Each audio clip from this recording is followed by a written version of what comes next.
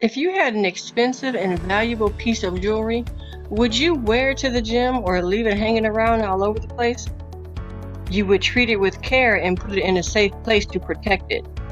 When we see the value in others the way God does, we treat others carefully and respectfully. And we don't let our words or actions hurt those around us. It's not good going around telling people off, saying hurtful things, and expecting to step into the fullness of what God has for you. Many times, it's not big things that keep us from God's best. It's not some big sin or big mistake. It's when we don't value those as God values us. If you want to enjoy life and prosper, you should practice showing others the value you have in them. Don't speak evil or hurtful things. How often would we be blessed if we valued others the way we would expensive or priceless material things? God wants us to be respectful and value others always. Always recognizing the good in them, accepting them for the perfectly imperfect way God made them to be. The word esteem isn't used very much in our culture, but the significance of esteem and to delight in one another goes far beyond just being kind.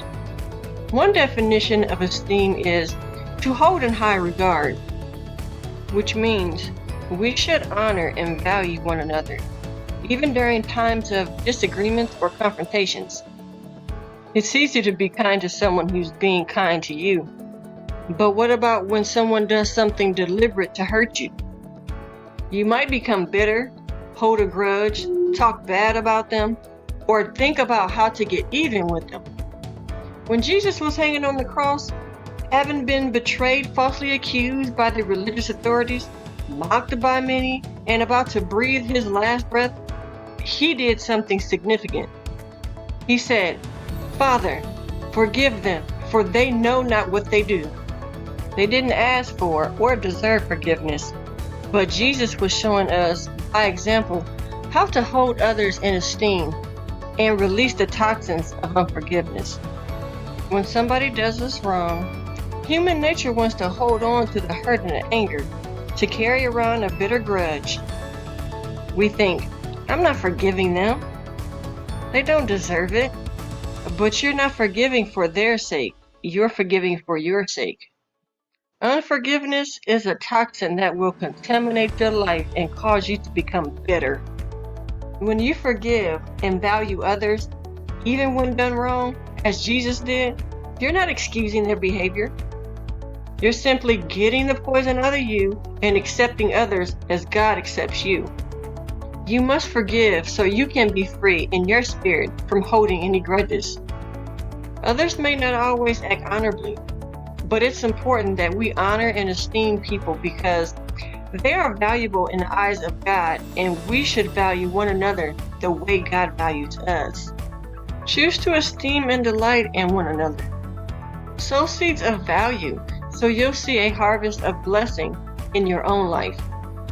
Imagine what could be accomplished in the world if humans would love, value, and respect one another.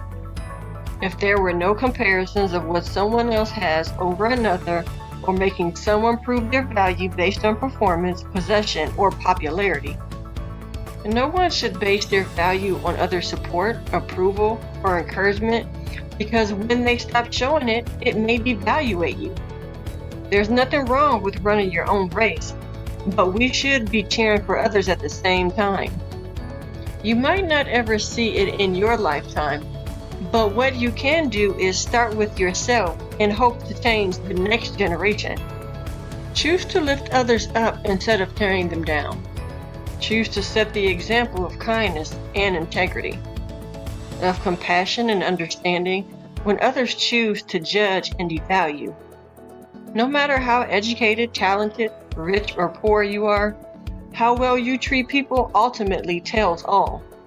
Integrity is everything. Who you are is far more important than what you have in the bank, wearing on your back, or parked outside your house. Your value is measured by how you make people feel. In a world where you can become anything, you should desire to want to be a person who chooses to see the value in people. Choose to be the person God created you to be, where you see value in everything someone does. You never know how much a person is suffering inside and the difference your words can make. The difference your presence can make to a human life and the reason someone believes in the goodness of humanity. Be the reason someone decides to see the value in themselves and in others and the influence you want to see more of. There is value in doing what is right and not what is easy at the moment. Adding value to someone's life can spread like a virus. Be a person who does better to those they encounter, and you really can make a difference in the world today and every other day. No one has ever made themselves great by devaluing someone, making them feel less than. Be kind and always build others up to the best of your ability. Treat others with the same level of respect and kindness that you'd like for yourself. Not because they did something to deserve it, but because you were created to do it. If you want this world to be better when you leave than when you arrive, you have to let people know that you see the value in them far beyond what they might see in themselves. Who did you value today? Who will you value tomorrow? Our value is based on knowing that we are all created by God